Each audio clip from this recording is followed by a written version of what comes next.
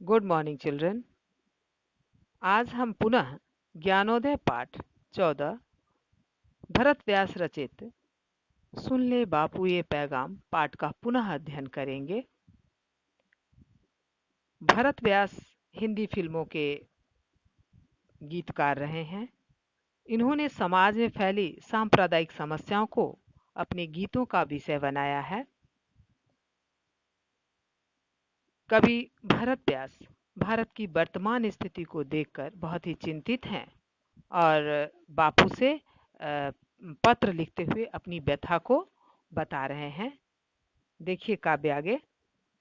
प्रांत प्रांत से टकराता है भाषा पर भाषा की लात, मैं पंजाबी तू बंगाली कौन करे भारत की बात।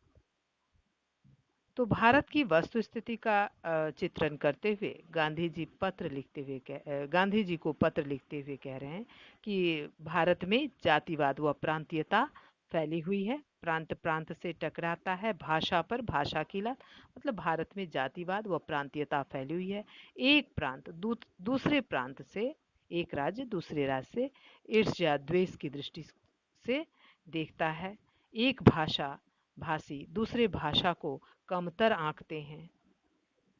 अपनी भाषा को वो श्रेष्ठ बताते हैं, मतलब सभी अपनी भाषा को ही श्रेष्ठ बताते हैं। इस प्रकार परस्पर ईर्ष्या देश की भावना विद्यमान है। कोई कहता है कि मैं पंजाबी हूँ, मैं बंगाली हूँ, लेकिन कोई यह नहीं कहता कि मैं एक भारतीय हूँ। तेरी हिंदी के पादों में अंग्रेजी की डाली डोर। यहाँ हिंदी अपने ही देश हिंदुस्तान में उपेक्षित पड़ी हुई है, उसका स्थान अंग्रेजी ने ले ली है। मतलब अंग्रेजी बोलने वाले अपने आप को ज्ञानी समझते हैं, हिंदी बोलने वालों हिंदी बोलने वालों को उपेक्षित नज़रों से देखते हैं।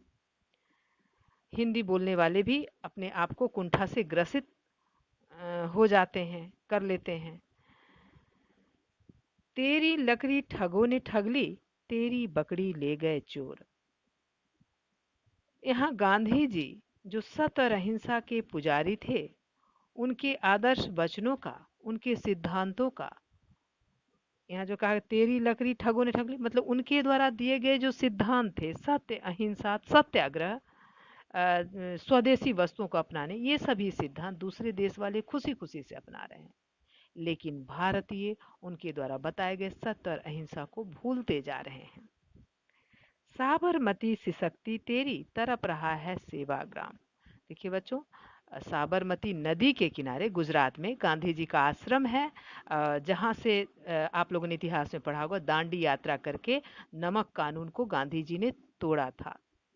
और सेवाग्राम महाराष्ट्र के वर्धा जिले में स्थित है, जहाँ पर उन्होंने भी वहाँ दूसरी बार उन्होंने साबरमती के बाद दूसरी बार उन्होंने वहाँ पर भी क्रांति की धारा प्रवाहित की थी, राष्ट्रता की भावना को कि उन्होंने वहाँ साबरमती के बाद वहाँ से शुरुआत की थी।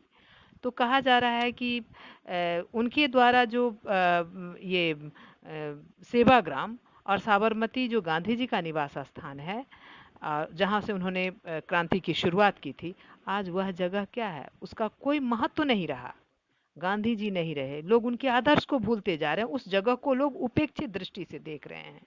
वे दोनों जगह इतिहास में अब जीर्ण शीर्ण होते जा रहे हैं।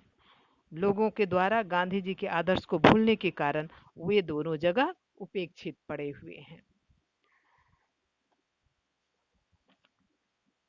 चलिए बच्चों, गृह कार्य नोट करें।